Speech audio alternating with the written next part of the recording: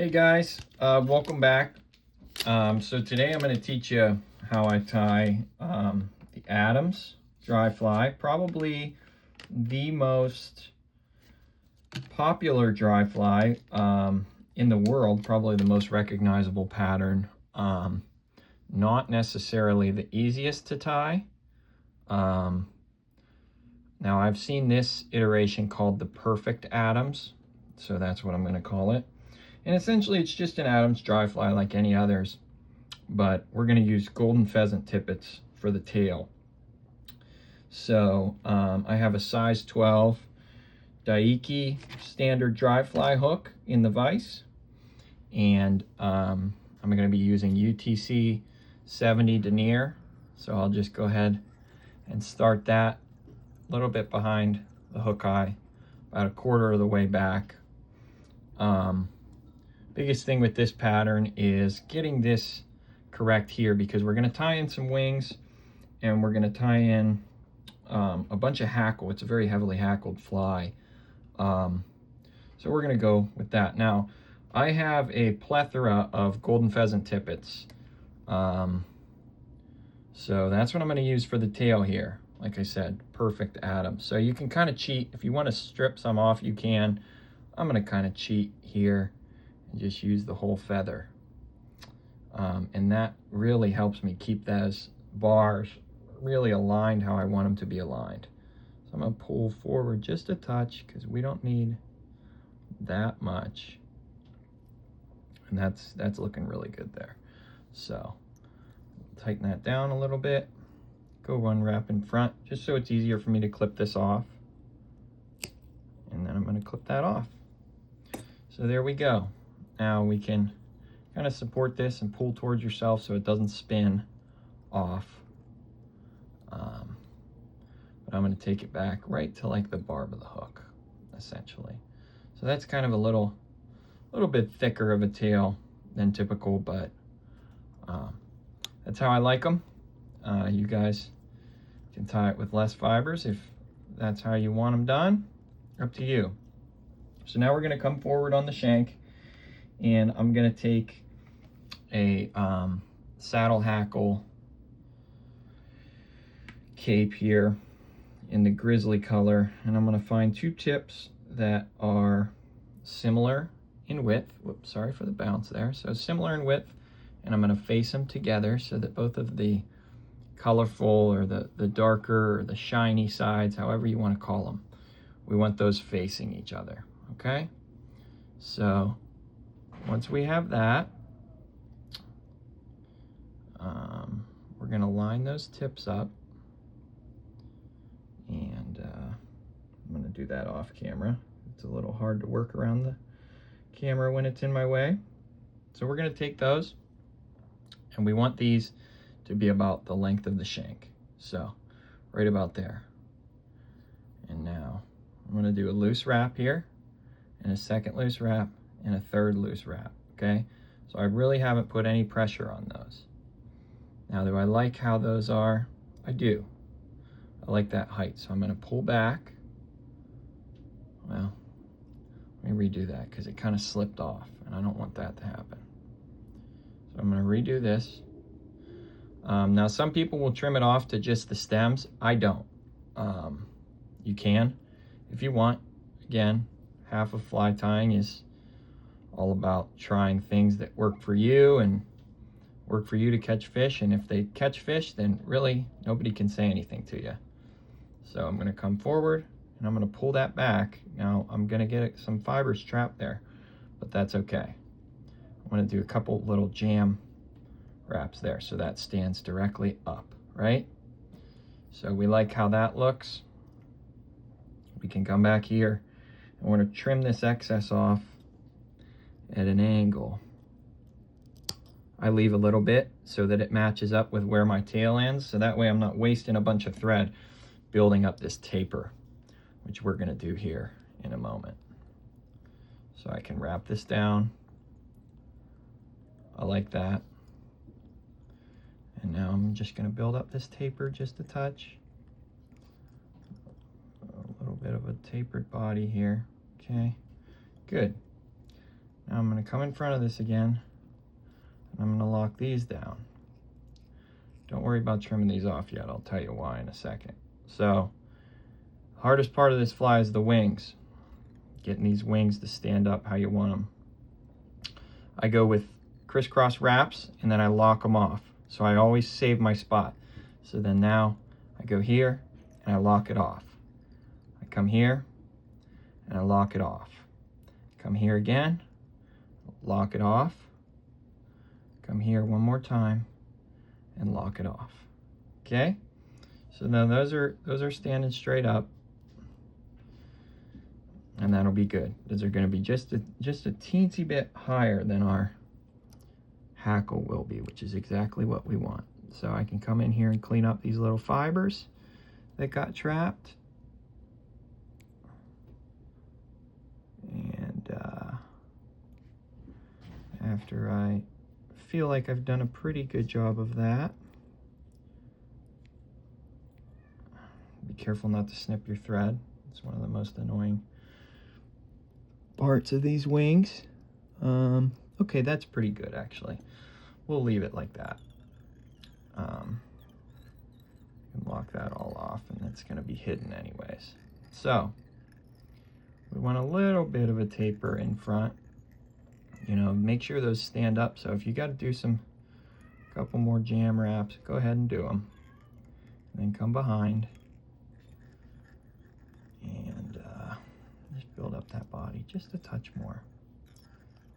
We don't want a crazy taper or anything, but I think that is going to serve our purposes pretty well. So now I'm going to come back to the base of the tail, and I'm going to get some natural gray dubbing here. So, you know, if you want to buy specific dubbing, they do make like Adams gray and things of that nature. I use muskrat. So I'm going to get a little bit of muskrat here, and just create a dubbing noodle. Really tight. If you haven't watched any of my other videos, the most important part of any dubbing noodle is that very, very top. So I'll leave a little space so I can wrap and I can get it started exactly where I want it, which is right there. And then I'm just going to come forward. And if you've created a good enough taper, you can kind of stay even with the dubbing. If not, just increase the dubbing kind of behind the wings there, okay? So it's a little teeny tiny bit more there, okay? Now, all right, good. I like that. Okay, so now I'm gonna go back to my cape. I'm gonna grab a piece of hackle that sizes on my hackle gauge at a size 12, because this is a size 12 hook. And I'm gonna grab one that's in brown as well. Brown or ginger, or, you know, if you wanna use like you can use whatever, you know, typically it's one piece of grizzly, one piece of ginger. So I'm gonna do that. I'm gonna strip off the fibers at the base here. So I have my fibers stripped, and I'm gonna tie those in right behind the wing here. So I can grab that right there. And I wanna bring these fibers forward and tie in front of them. And then I'm gonna go behind. So we tie this in perpendicular. You be very careful here that you're not touching the wings that you just took all that time to tie in. So get it close behind there, get it close in front of here, and we're going to tie these in together, but we're going to wrap them around separately. That's the best way to do this. So once you have that, bring those tips all the way to the front, because we don't want to change our taper in any way. And we'll bring those all the way to the front. So whichever one is behind, leave that for second, okay? You guys know, if you watch my other videos, not a huge fan of hackle pliers. However, just got this pair and it is awesome. So I'm gonna start with the ginger because I tied my grizzly in behind. So I'm going to start with the ginger, and I'm going to come around here. Get that how you want it. And we really want, you want this shiny side to face forward if you can. So just like that. And I like to go 2 wraps behind. Okay. Try not to grab those wings if you can help it. And then I'll go 2 wraps in front.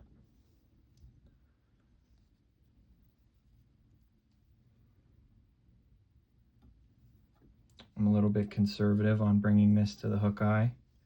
Sometimes I'll go 3 wraps in front, like I just did. 2.5 really. Whoop. Keep tension on your hackle pliers. And just kind of lock that off in the front there. Okay. Now, a lot of people make the mistake of like really cranking that down. I would caution against that. So I have 2 wraps there. I'm going to do a 3rd just for good measure, and then I'm going to leave it, okay? So now we take our grizzly hackle, and we can go 1 and 2 behind. Kind of snake it around so you're not, I don't like how those went on actually. So 1 and 2, and then in front, 1 and 2. Let's just say 2.5 again. So without trapping any hackle fibers, bring that around, okay? Do your very best to trap as minimal fibers as possible. 3 turns ought to keep it in a good spot. And then you can come in and trim off that. Okay, so now we're almost done. Another little step I like to add, and I'll say probably could have afforded to make these wings just a touch longer. For the sake of the video, I didn't. But you can. I would say a perfect, truly perfect Adams, the wings are maybe 0.5 millimeter longer. But that's neither here nor there. Like I said, not always a perfect art, but try to do what you can here. Spread these guys out. And you'll notice I just did 2 half hitches just to kind of save my work there in case this pops off while I'm trying to whip finish. So gonna whip finish real quick. Once again, try not to trap any of those fibers. 3-turn whip finish is more than enough, especially if you did a couple half hitches. Oh, don't bust on me now. And it did. Okay. So when that happens, actually kind of funny that that happened, but it's all right. We can fix it. We have our half hitches on there, and really that's all we need. I like to do a whatchamacallit, a little whip finish on there. But if you don't, and if it breaks off at the half hitch, just take a teensy little bit of UV resin.